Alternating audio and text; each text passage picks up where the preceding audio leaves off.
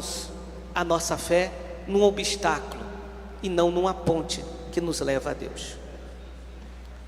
Na segunda leitura, olhamos agora para o apóstolo Paulo.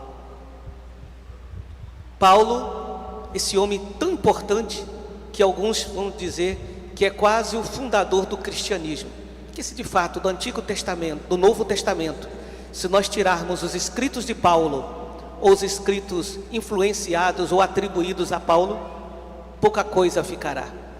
Esse homem que marcou tanto a primeira hora da igreja, um homem que trouxe um grande pecado.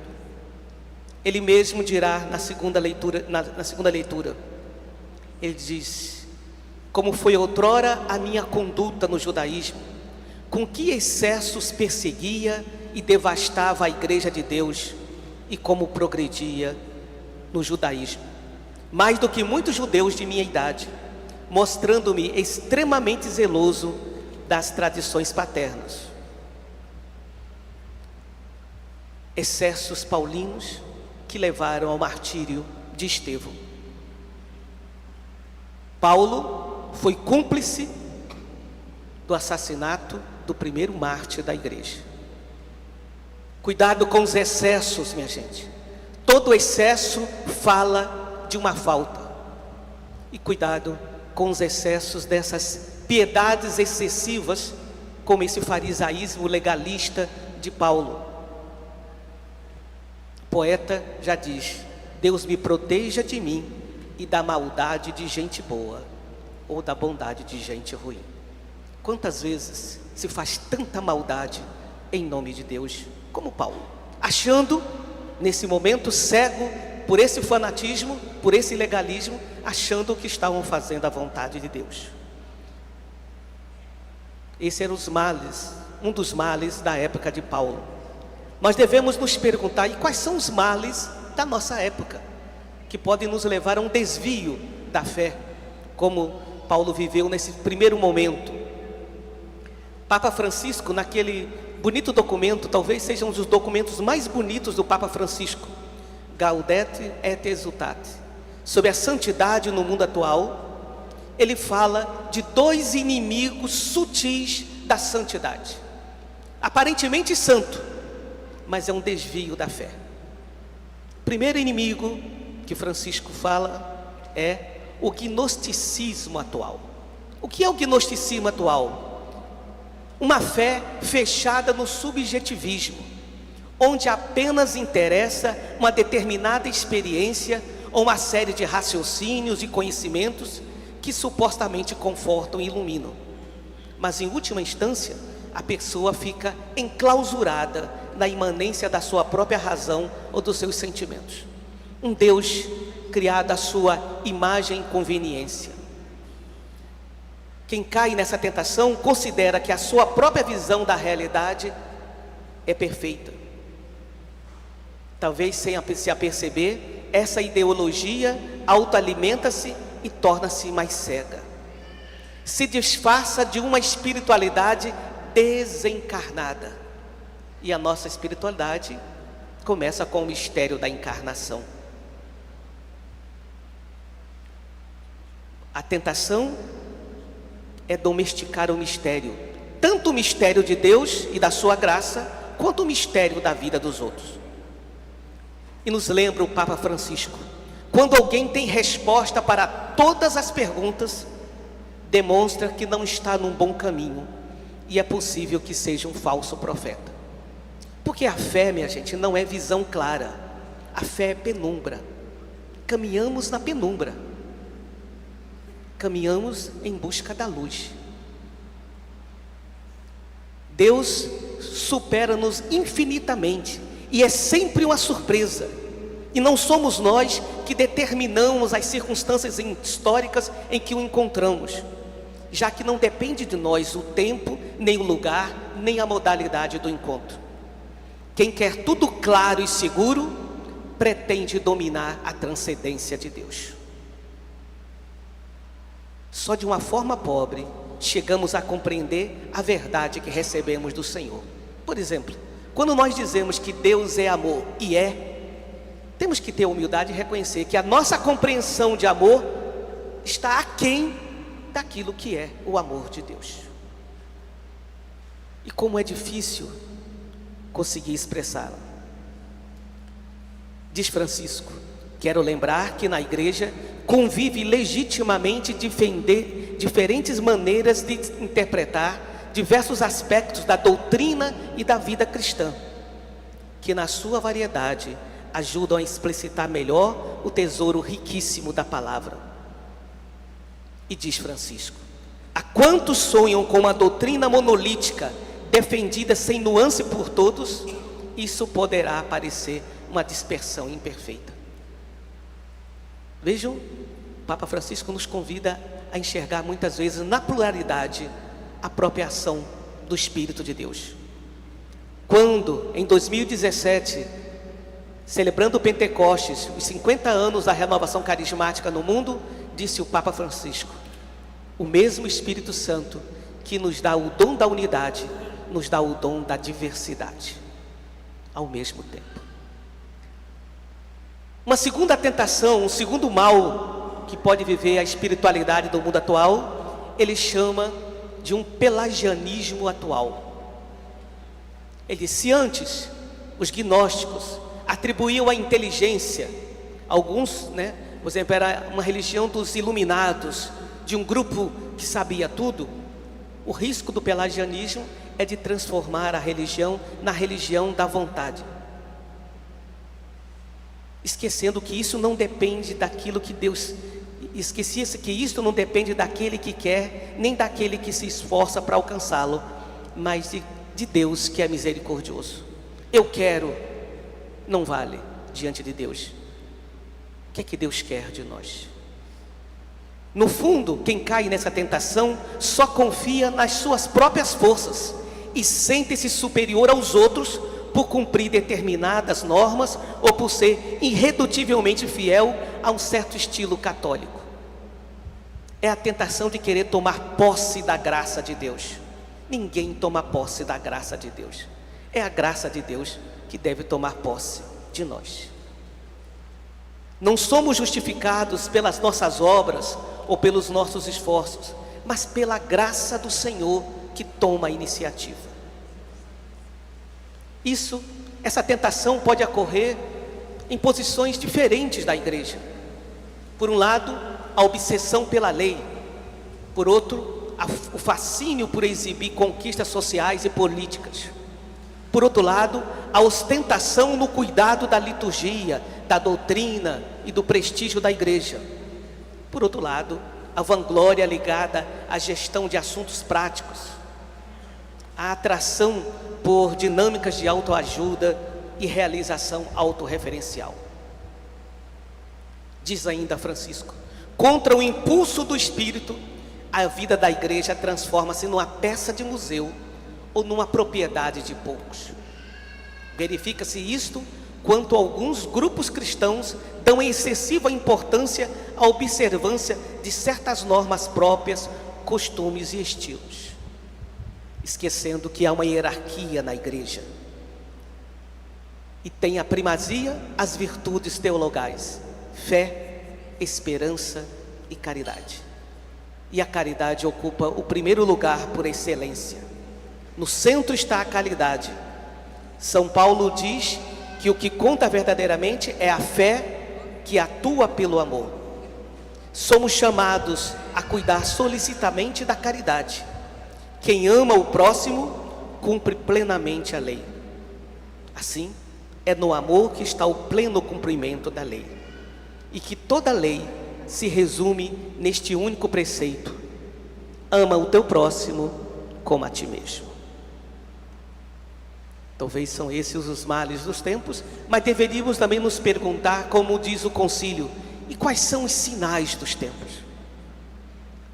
Na bula que o Papa convocou o ano jubilar, próximo ano, falando sobre o tema da esperança, ele disse: além de beber a esperança na graça de Deus, somos também chamados a descobri-la nos sinais dos tempos que Deus oferece.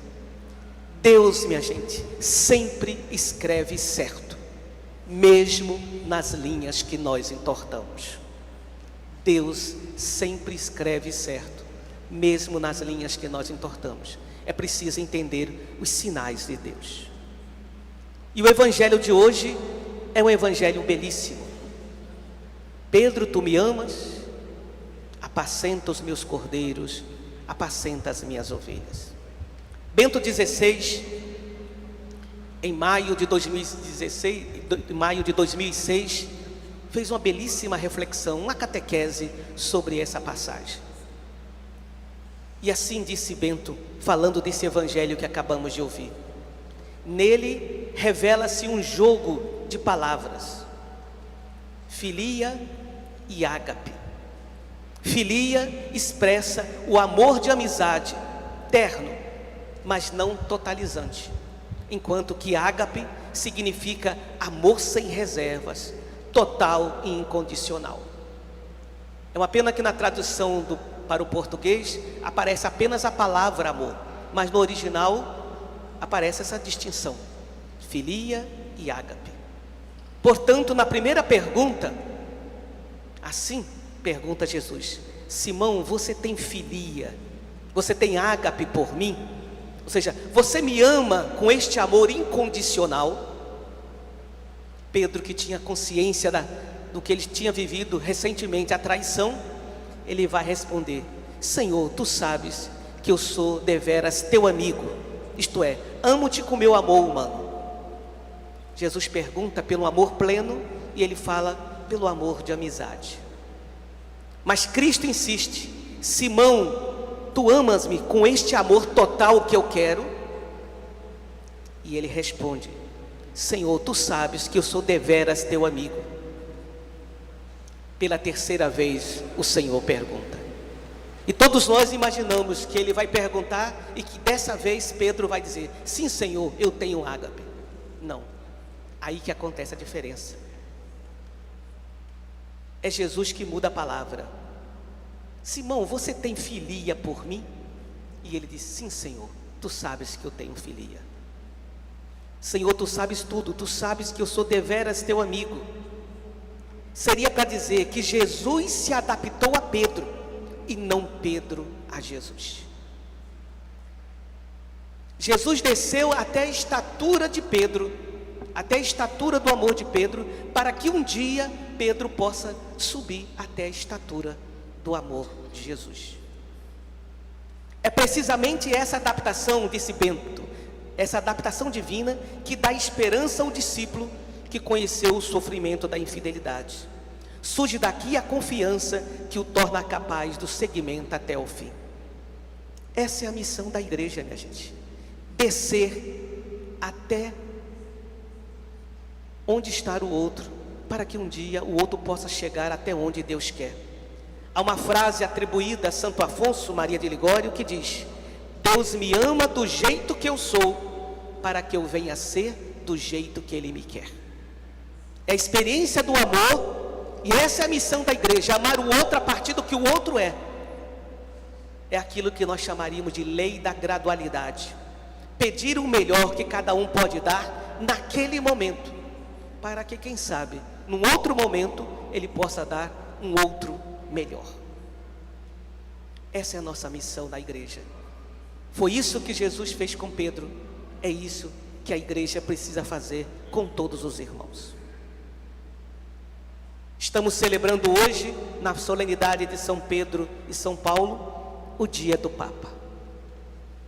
Com Pedro e sob Pedro, em comunhão com o Papa e sob a autoridade do Papa. Quis Jesus que a comunhão com ele passasse pela comunhão com os irmãos, e Pedro é a expressão disso, o primeiro dos iguais. Pedro hoje se chama Francisco. Francisco é Pedro, e nós estamos em comunhão com Pedro, estamos em comunhão com Francisco, para estarmos em comunhão com Cristo. A Francisco, nossa comunhão, nossa admiração e nosso amor. Tenho alegria de ter sido chamado episcopado pelo Papa Francisco, nomeado por ele bispo de Caicó, e agora transferido por ele para ser bispo de Petrolina. Reconheço em Francisco um grande mestre de espiritualidade. Me sinto identificado por Francisco porque também eu sou de espiritualidade inaciana. Aos irmãos do episcopado e aos administradores diocesanos que estão aqui, obrigado pela comunhão. Tenho uma satisfação de pertencer ao nosso Regional Nordeste 2. Dom Lucena, quando foi me dar os parabéns, disse: mas pelo menos permaneceu no Regional. E eu disse: graças a Deus. Me sinto em casa nesse Regional Nordeste 2. Uma comunhão fraterna que existe entre nós. Mas fico feliz em saber que estou na fronteira, tendo os baianos e os piauienses ao redor. Ao povo de Caicó que está aqui presente,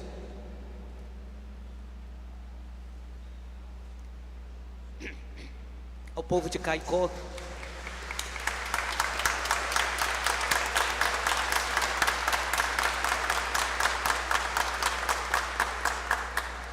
dez anos de caminhada, né? Um grande amor não se apaga assim, feito espumas ao vento. Então, ao povo de Caicó aqui presente, digo-lhes: ô mana, deixa eu ir, ô mana, eu vou só. Ô mana, deixa eu ir do sertão de Caicó. Somos todos irmãos, é preciso partir. E eu parto como os peregrinos no final da festa de Santana.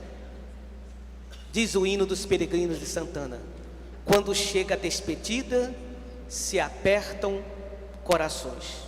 Nos olhares a saudade, na lembrança emoções. Peregrino, a catedral por ti sempre vai rezar.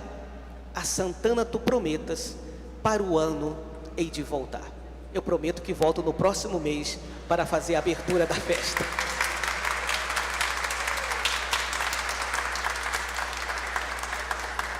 Ao povo da Diocese de Petrolina, clérigos, consagrados e consagradas, leigos e leigas, o reconhecimento aos pastores que me precederam. Dom Antônio Maria Malan, primeiro bispo dessa diocese, Dom Edílio José Soares, segundo bispo, Dom Avelar Brandão Vilela, terceiro bispo, Dom Antônio, o servo de Deus, Dom Antônio Campelo de Aragão, Dom Gerardo Pontes, que esse ano vamos celebrar em dezembro 100 anos do seu nascimento, Dom Paulo Cardoso. Nesses dias que eu estou aqui, escutei muito falar do senhor como um grande missionário.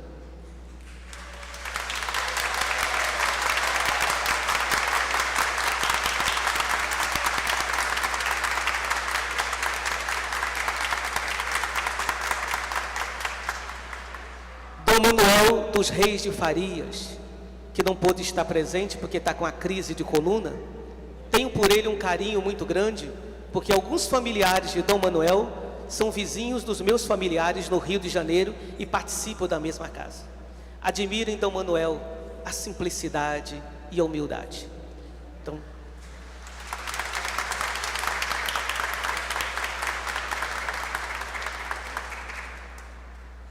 agradeço também a Dom Canidé. Desde a hora da nomeação, e recebemos a nomeação juntos, o núncio me chamou no primeiro dia da Assembleia, comunicou da transferência e na mesma hora chamou o Dom Canidé para comunicar, e ali já combinamos a data do anúncio. Desde a primeira hora, Dom Canidé se mostrou, apesar do susto, foi tanto susto para mim quanto para ele, né? Mas apesar do susto, desde a primeira hora, Dom Canidé se mostrou solícito, e nós sabemos que ele e sua equipe se esmeraram muito para que eu pudesse chegar aqui e ser bem acolhido e ter essa festa bem preparada. Dom Canidé, obrigado pela acolhida.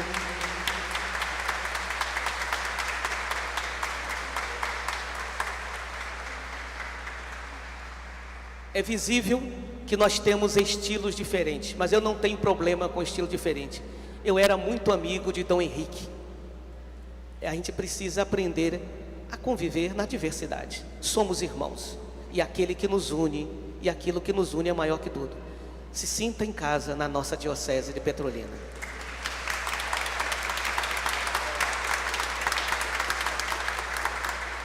Ao Aos seminaristas e vocacionados, um olhar de carinho e cuidado. E duas palavras que eu sempre gosto de dizer aos seminaristas: discernimento e perseverança. Primeiro, é preciso discernir se aquilo que a pessoa sente é de fato vontade de Deus. E uma vez estando claro que é a vontade de Deus, ter a coragem de perseverar no chamado do Senhor. Caminhamos juntos, Igreja de Petrolina, em espírito de sinodalidade. Somos todos igreja. Unidade na diversidade. O princípio da unidade na diversidade é aquele que nos une, que é Cristo. E aquilo que nos une, que é o amor de Cristo, é maior do que tudo aquilo que nos separa. Daqui a pouco nós ouviremos no prefácio da festa de hoje, diz: Pedro, o primeiro a confessar a fé em Cristo, fundou a igreja primitiva sobre a herança de Israel. Paulo, mestre e doutor da fé, iluminou a profundeza do mistério, as profundezas do mistério, e anunciou o evangelho a todas as nações. Assim, por diferentes meios, os dois congregaram a única família de Cristo, e unidos pela coroa do martírio, recebem hoje por toda a terra a mesma veneração. Isso é unidade na diversidade. Caminhamos com o espírito de diocesaneidade, ou seja, com sentido de pertencimento. Essa é a nossa igreja, tendo a clareza da identidade da igreja de Petrolina, assumindo a história. E história, eu sempre digo, ela tem ruptura e tem continuidade. Ruptura é deixar para trás aquilo que já não responde mais na história, e continuidade, que é a manutenção do essencial, do inegociável na fé cristã. Aos cristãos de outras denominações, aqueles que professam outra fé ou não professam a fé, somos todos irmãos, fratelli tutti. Aos meus confrades que estão aqui, aos meus amigos que vieram de longe, a todos que vieram de longe e de perto para celebrarem conosco, muito obrigado. Rezemos uns pelos outros.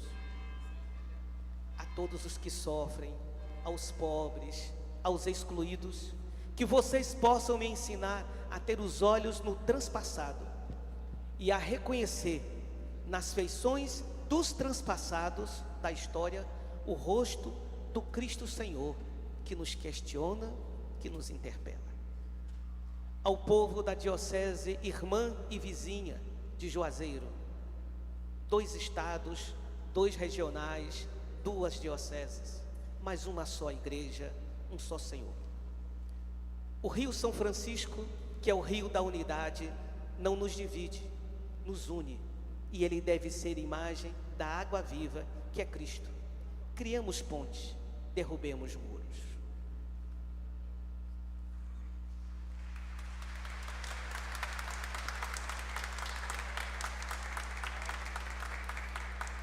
No dia que eu fui ordenado bispo, em São Gonçalo, no Rio de Janeiro, no final da missa, eu disse: amei e continuo amando a minha congregação. E disse ao povo de Caicó, naquele momento, há 10 anos atrás: amarei e digo hoje, amei e continuarei amando a diocese de Caicó, mas prometo amar Petrolina.